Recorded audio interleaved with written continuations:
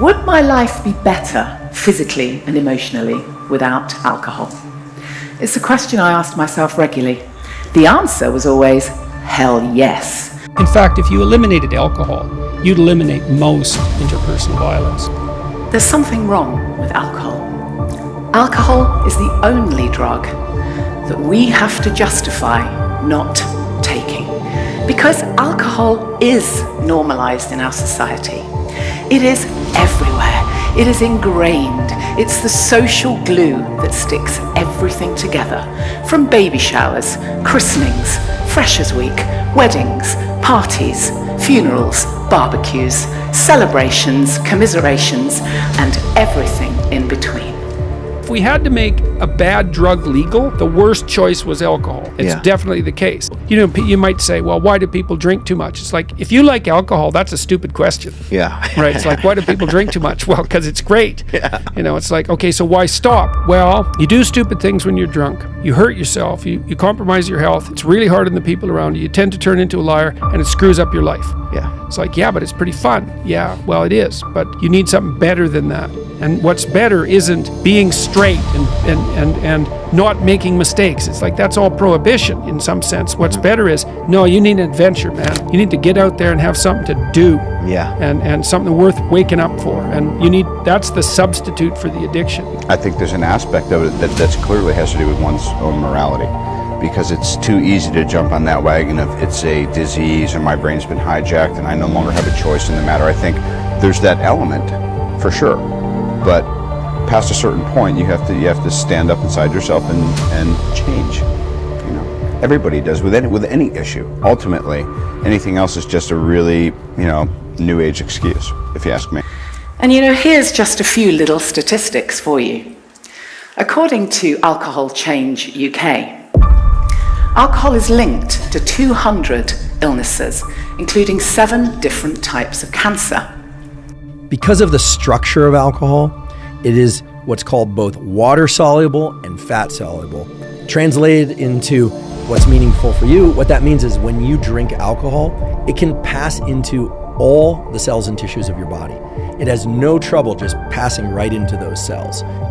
I became a drug addict, I think, because of emotional difficulties, psychological difficulties, and perhaps a spiritual malady. As the great Tupac Shakur said, role is something people play, model is something that people make. Both of those things are fake. What I want to offer people is truth and authenticity. I think we're living in an age of addiction, because addiction is, in a way, a technique for dealing with pain. There's a massive opiate crisis in this country, and everywhere you look, every time you turn on the news, evidence of pain, evidence of people's inability to deal with the way that they are feeling.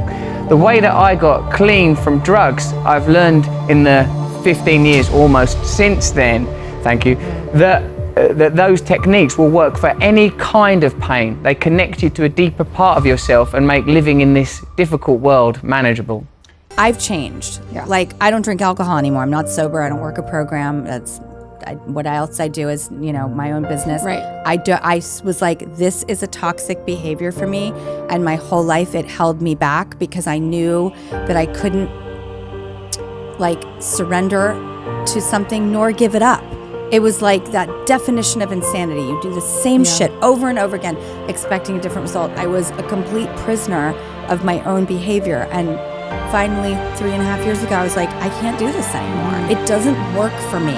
I'm never gonna be that cool girl with the glass of wine at the party. Like, I'll want 3 bottles. That's just my personality. It's my addiction.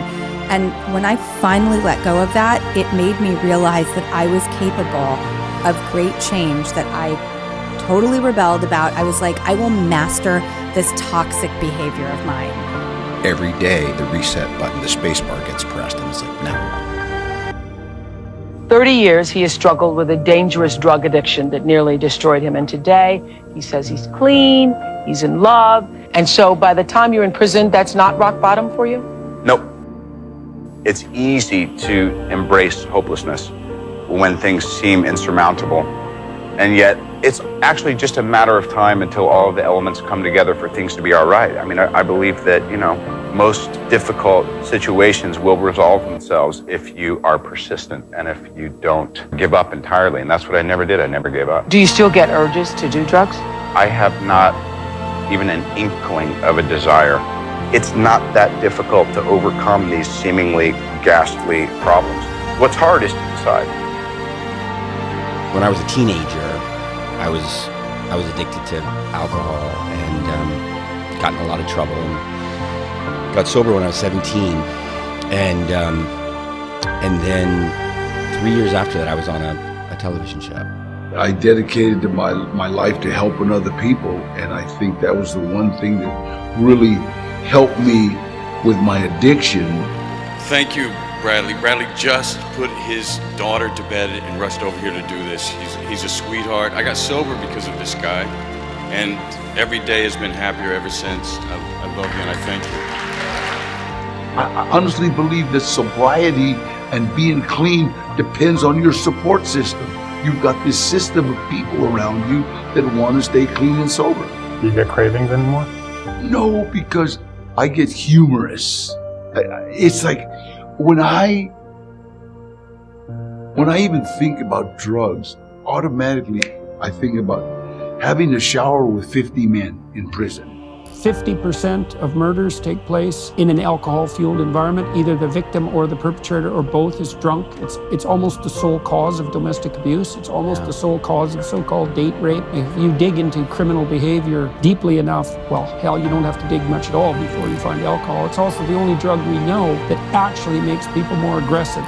So yeah, alcohol's bad news, and it can turn perfectly good people into quite the impulsive and dim-witted monsters. Everything good that has happened to me has happened as a direct result of helping someone else. Everything. That's the way I live my life. And I continue to keep my promise. The good Lord continues to keep his. Sometimes it's about, I don't need to try to use something to hold on to everything. I want to pick the 5 or 7 things that I definitely want to hold on to, and I want to watch the rest of it go in and out with the tides. Smile. Though your heart is aching, smile. Even though it's breaking. When there aren't clouds in the sky, you'll get by.